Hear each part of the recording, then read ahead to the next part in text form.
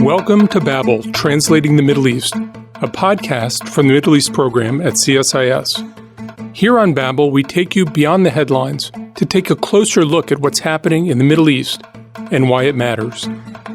As the world's attention has focused on Gaza, we would do well to think about how the conflict is settled, on what terms, and with whom. A recent CSIS program excerpted here gives us some material to work with. For more than a decade, Western governments have been trying to get out of the business of imposing Western solutions on Middle Eastern problems. To do so, they often try to resolve disputes by working with elites, with business people, tribal leaders, and others with power. A recent Chatham House report argues that these kinds of settlements haven't actually resolved conflict. Instead, they've prioritized stability over accountability, and they've left citizens to pay the price of corruption and inequality. In this special episode of Babel, you'll hear excerpts from my recent discussion with Chatham House experts Renad Mansour and Farea Al-Muslimi, as well as CSIS Senior Fellow Natasha as we discussed how this phenomenon has played out in Iraq, Lebanon, and Libya, and the potential way forward. To translate some of what's happening in the Middle East, this is Babel.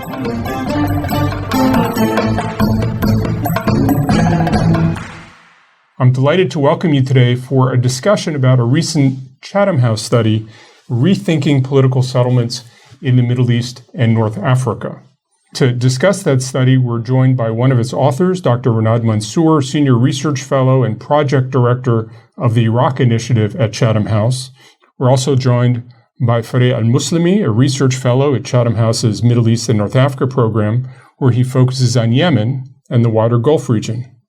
We're also joined by my friend and colleague Natasha, a senior fellow with the Middle East program at CSIS for more than 3 years. So, Renad, tell us about this study. What were you trying to do, and what were the principal things that you found? Sure. Thanks, John. It's a pleasure to be here.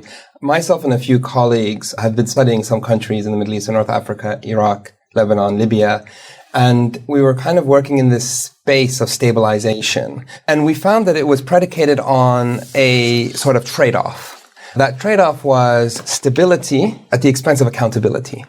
Because there's a civil war, you have, militias, armed groups shooting at each other. Let's bring all of the elites together onto the table and let's negotiate a peace. So the guys with guns are the ones who are brought into the room. Yes, with the politicians, with social leaders, because previously liberal peace building, this idea that elections could bring democracy really wasn't working out. So we need to sort of take a more pragmatic approach. Let's bring all the elites together and let's have them carve out what they can get. And it worked in stopping civil wars in Iraq, in Lebanon, in Libya, in the countries that we were looking at. It proved sort of useful for stability, but it also entrenched tremendously corrupt systems because these elites carved out the spoils of the state. Ultimately, this created, in the medium term, destabilizing factors. And we saw corruption in the medical sector in Iraq, for example, meaning that 70 to 80% of medicine was fake or expired. Because those same elites were now working together to procure contracts to take money from the state to become wealthy themselves. And people were dying. And so we started to look at violence not just as the men with guns shooting at each other, but actually in more structural terms. Hospitals that catch on fire because their health and safety regulations aren't strong. Or in the case of Libya recently, dams that haven't had proper maintenance. So what we saw was while these elite bargains, while these political settlements effectively stopped casualties from civil war, they in many cases perpetuated more casualties in a less visible way through structural violence. And what I thought was one of the powerful things in the report was you talked about how the intra-elite bargains are about violence that's horizontal between elites. Yeah. And the structural violence is the violence that's vertical between the large parts of the population that has to live there and the elites who exploit them and fail to deliver services to the population. Exactly. We've learned that these types of political settlements that seem pragmatic, that tend to reduce the direct horizontal violence, are actually perpetuating it. You see that levels of corruption have stayed the same, and you see that human development in these countries has been poor. child mortality, low life expectancies. These are all different ways in which people are dying more than they should because of corruption. Natasha, you come out of deep experience in the Syrian conflict. How does what Renad's just laid out relate to the kinds of things you've seen both in the Syria conflict, but more broadly in your work in the Middle East and around the world? Yeah, I mean, first I just want to commend you on the report. I think it provides a really helpful lens for viewing these problems. And Jon actually sent it to me immediately when it came out because we had been talking specifically about these issues just within the narrow context of water security, where we have scholars and policymakers really laser focused on the potential for water wars or elite bargains on water, and not really looking at the structural violence that's inherent in everyday lives of citizens. I think that what's helpful about this report is that we as human beings, I mean, we tend to understandably be focused on outbreaks of violence or handshakes between old men. That's what the media focuses on. But I really think that the Middle East is more defined by those silences in between that you're really trying to talk about. Because in those silences, people are really trying to survive in broken systems. Elites become entrenched. They take control of basic services, and they essentially become too big to fail.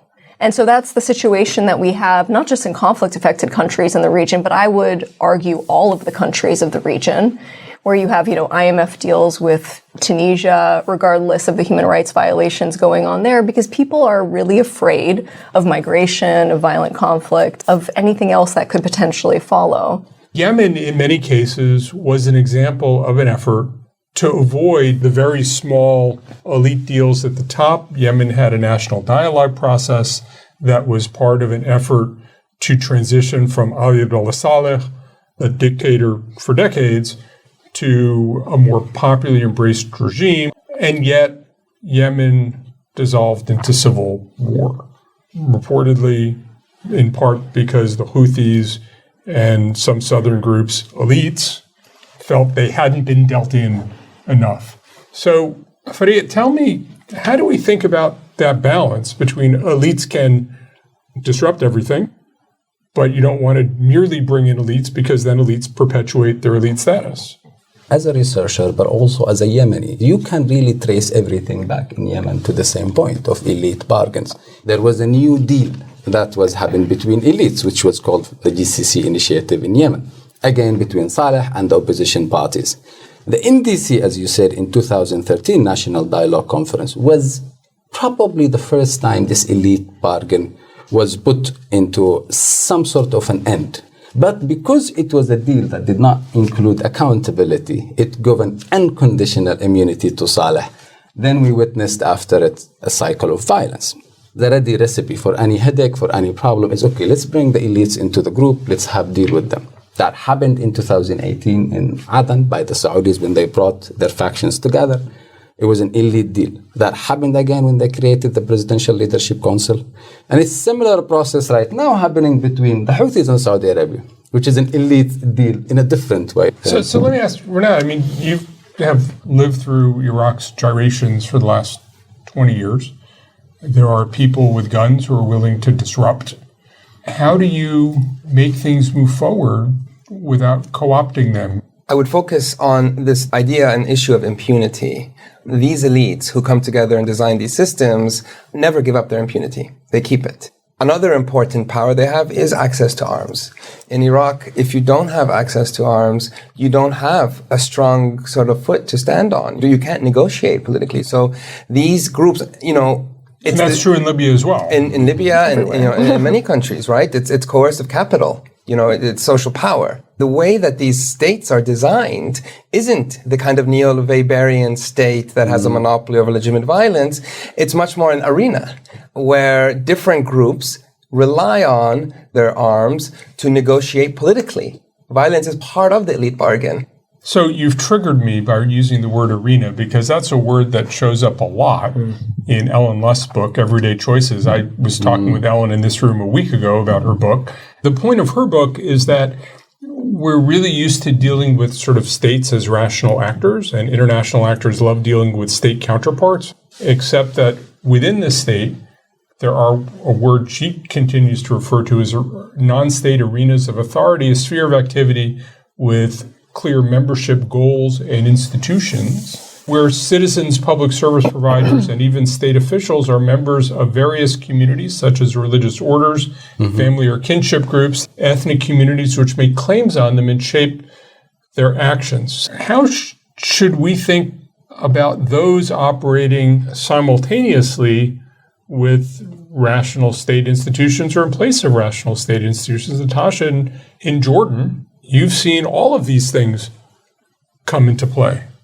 Ellen Lust's book is this example of a Jordanian woman voting for a politician she doesn't like. I mean, we would see that as an irrational choice, but what makes that rational for her? What makes it rational for a Yemeni policeman, for example, to seek the permission of a sheikh before he arrests somebody, right? There's these other arenas of authority that take place. And that is more exacerbated, I think, during times of conflict, because people have to survive within this system, right? Like, while we're busy as development agencies or governments or donors trying to strengthen institutions and often failing to do so, people are on the ground trying to survive and making these everyday choices, as Ellen points out. And I think that the people on the ground in Iraq and Syria, they have to go to that local militia commander. They have to go to that uncle that knows how to sort of pull strings for them, right?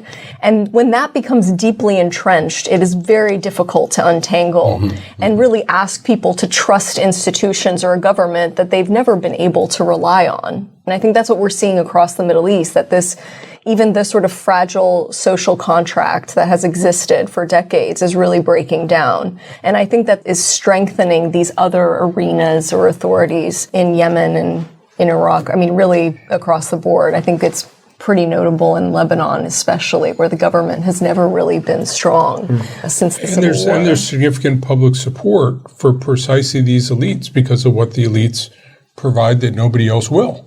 Right. Or nobody else can. Speaking of Lebanon, it was probably the first in the region that launched elite bargain and based on sectarian identity politics, which was the Taif Agreement. What happened there is not just right now the collapse of the state, as we saw, the new violence, all of that. But speaking of the absence of an accountability and how it empowered warlords and got them to hold the Lebanese people as a hostage, to me, it was like Saada, it was like Aden, it was like Abiyan. It really redefined the idea of a war inside my head. You know, it was always what we understood. It's a guns, as Renad is saying, but Lebanon, it was a war of the elite, a war of bankers. And what's interesting is, we're talking about elites and going back to this, but a lot of the elites don't actually sit in the government, right? Yes. They don't need to. In fact, they're more powerful outside. Governments are often staffed by prime ministers and presidents who play the role of what would be that sort of state. But really, the power of the state is outside these institutions. You can see that clearly in many of these examples. What also becomes interesting in Lebanon, in Iraq, in a few places, is the nature of the protest movements that begin to emerge. These protest movements are no longer against a specific leader or against a specific party, but they're against the entire system. So in Lebanon, they say kullun ya'ni kullun, which means all of them means all of them. Right? In Iraq, it's the same. We are against muhassasa, the political system. So this is a response to elite bargains. This is a response to these political settlements by the people who have diagnosed the problem head on. They're the ones who have figured it out. They've said, it's not a party. It's not an ideology that we're against. It's not a sect or ethnicity. It's the elite.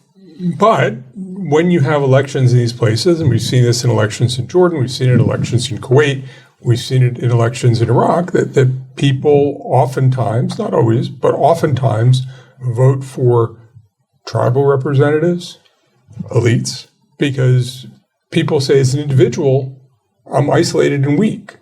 But as a member of a larger collectivity, somebody is looking out for me. So part of the elite bargain is a sense of protection, and it's partly voters who are institutionalizing this elite bargain. I think the problem, for example, in Yemen and in others, is because of the economic cycle that goes to the elite bargain. People are hostage, whether that's to the Houthis in Sana'a or to Hamas in Gaza or to Al-Hashd in Iraq or to Hezbollah in Lebanon, because the entire economic center and the entire breadwinning is still controlled by these elite bargains. And if I can add to what Farea is saying, another dimension, who's voting? what is voter turnout like, right? So these social leaders, the tribal leaders, the politicians, they have a base and they'll get them out to vote. But a lot of these people don't vote in these countries because what's the point? They've learned. They tried elections 1 time, 2 times, and they realize elections only reinforce the same elite bargain. Groups that have won, that were outside the elite pact, have not succeeded in many of these countries. Yes. And so it's very interesting. These leaders, even though they're clearly not interested in democracy and accountability, the idea of an election, the legitimizing function that an election serves, is still important to them. This type of competitive authoritarianism that you're seeing across the region is important. They need to present themselves as democratic, even though they're not interested in actual sort of accountability. So how do you shift the system? Because you're describing an entire system which is self-perpetuating, which citizens acquiesce to. How, as an outside party, as a donor state, as an international organization, as an NGO, how do you dislodge that bargain? I do want to say 2 things, and I think they're back to the initial points Renad was making, and back to your point about how do you strike the right balance. Let's say, for example, in the Yemen case, if I go back to 2011, and there is a way to redo the GCC deal, what is the one element I would add into it? I would take the immunity aspect and make it conditional. So at least you can strike that moment, you become a pragmatist, you move forward and you make it conditional. Tomorrow you Saleh misbehave, we will sue you for 30 years and we will put you in jail. Instead of just a free pass to everyone who wanted to do that in Afghanistan, in Iraq, in Yemen, in Lebanon. But I think that conditionality of trying to kind of swallow yesterday, but think of tomorrow is extremely important. And the second part, which goes back into what the paper looks into, stabilization and between elite bargains. I think a fundamental problem today with the international interventions, whether in Yemen or Palestine or Iraq or Western policy, is what you were saying earlier. Western diplomacy, which is still the dominant diplomacy in the world today, is built on a feudal system of a feudal thinking, a counterpart. What did this do ultimately in your policies in the region, in my opinion, whether that's the US or the UK? You didn't end up recognizing groups like Hamas and the Houthis, for example, which is good, but you ended up normalizing with their tools.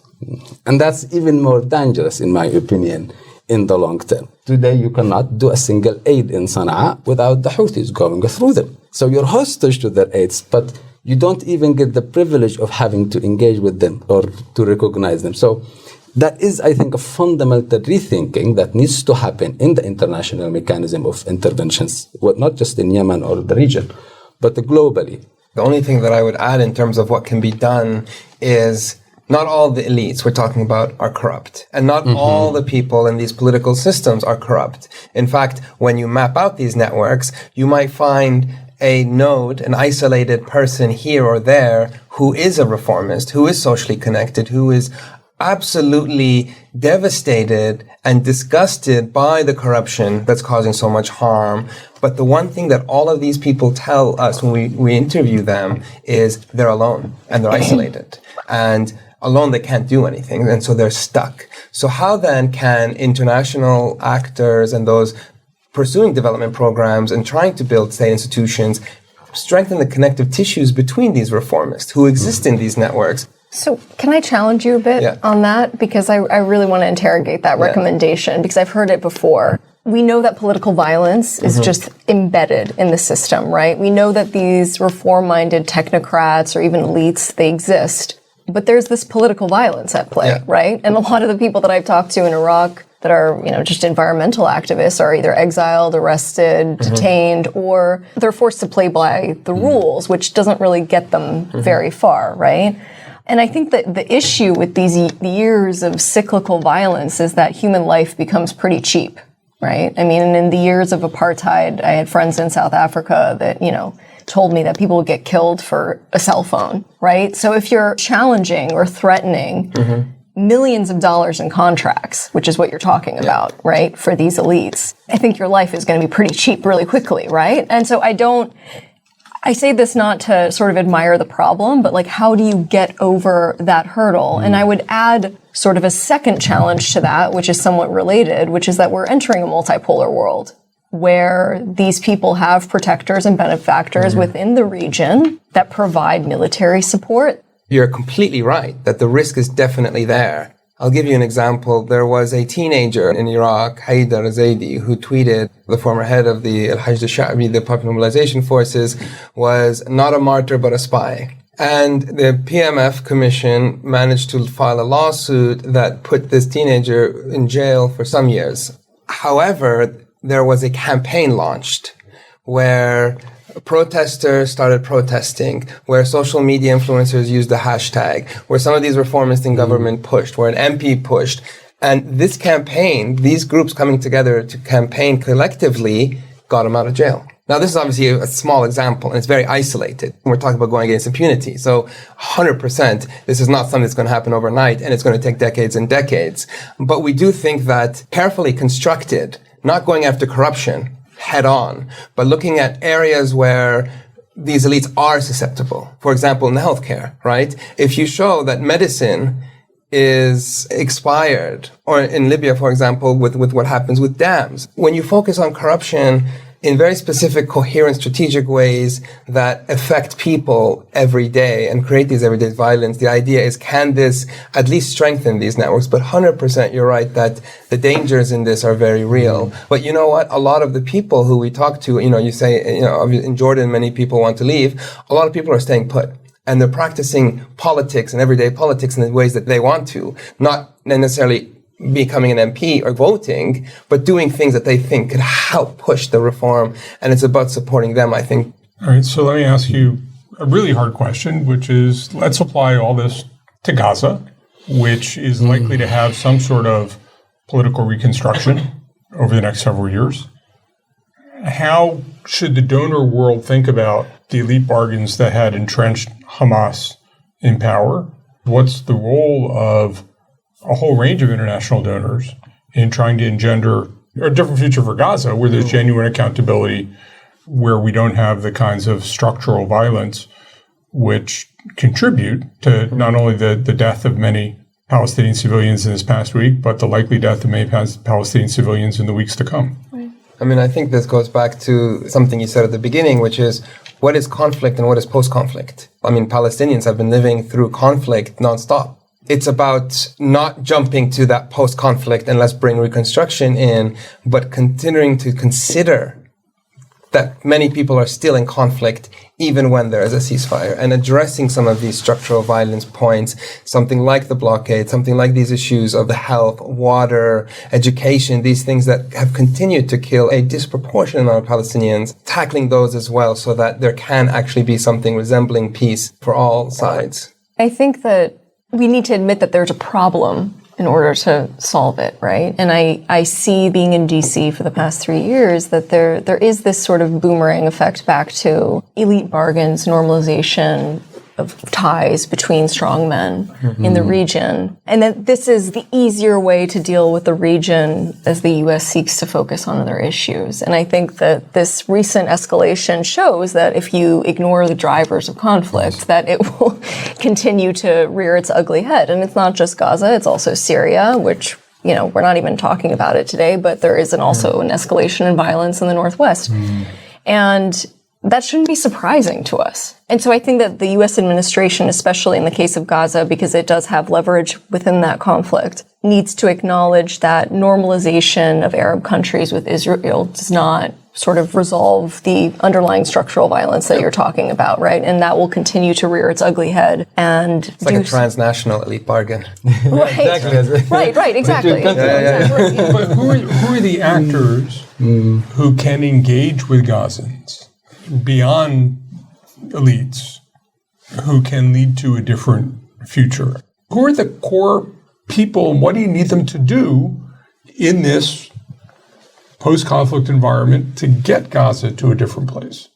Our director, Dr. Sanab Bakir, just published a piece this last week about this, how the regional countries should take more leadership in that. And I think that is probably right. Not just in Palestine and Gaza, but everywhere. I agree with it because for one simple reason, power and obviously also peace, it's about perception. When you had the Abraham Accords, you thought, okay, the perception was you have the big guys in the room, everything is solved. and you had an illusion perception that these guys can also control everything.